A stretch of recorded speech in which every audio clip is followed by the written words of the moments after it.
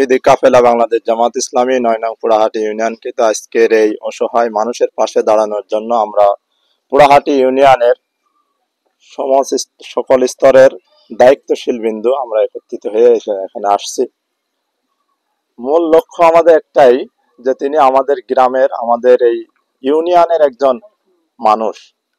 সেটা ধর্ম অন্যটা হতে পারে, এই বাংলাদেশেরই সে একজন নাগরিক।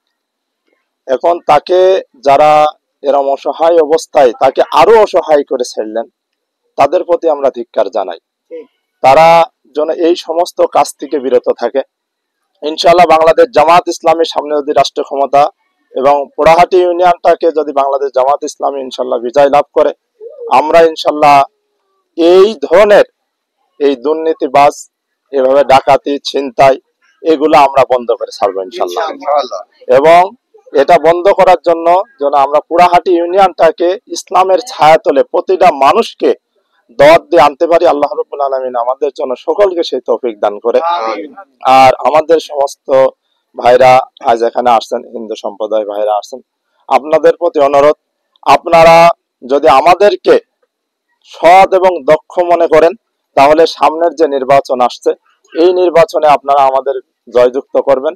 ইনশাআল্লাহ আমরা আপনাদের পাশে যেন এভাবেই আপনাদের সেবা করতে পারি। আমরা কোনো উপরে প্রেসার ক্রিয়েট করতে চাই না, কারণ আমাদের ধর্ম স্পষ্ট বলা আছে, যার যার ধর্ম সে পালন করবে, কেউ কারোর ধর্মের উপরে আঘাত আনতে পারবে না।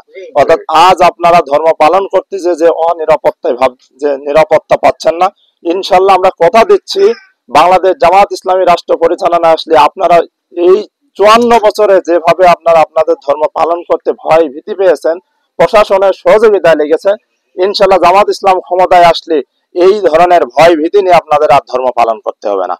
একেবারে নিশ্চয়তা, আপনাদের ধর্ম আপনারা পালন করবেন, কোনো পুলিশ প্রশাসন লাগবে না, আপনাদের কোনো হামলা করা হবে না, আপনাদের কোনো ভয় ভীতি থাকবে না, নির্ভয়ে আপনারা আপনাদের ধর্ম পালন করবেন। এটাই আমাদের পক্ষ থেকে আপনাদের মেসেজ। ইনশাআল্লাহ আমরা সেটা না, ক্ষমতায় আসলে তো আমাদের কথা কাজের মিল পাবেন না। অর্থাৎ অনেক সময় অনেক বক্তা বলে ফেলে যে ক্ষমতায় আসলে এ করবো ও করবো। আমাদের দৃষ্টান্ত ঢাকা বিশ্ববিদ্যালয় আপনারা দেখছেন, নির্বাচনের আগে ছাত্র শিবির যে প্রতিশ্রুতি দিয়েছে সেটা 10 দিনের ভিতর বাস্তবায়ন করছেন।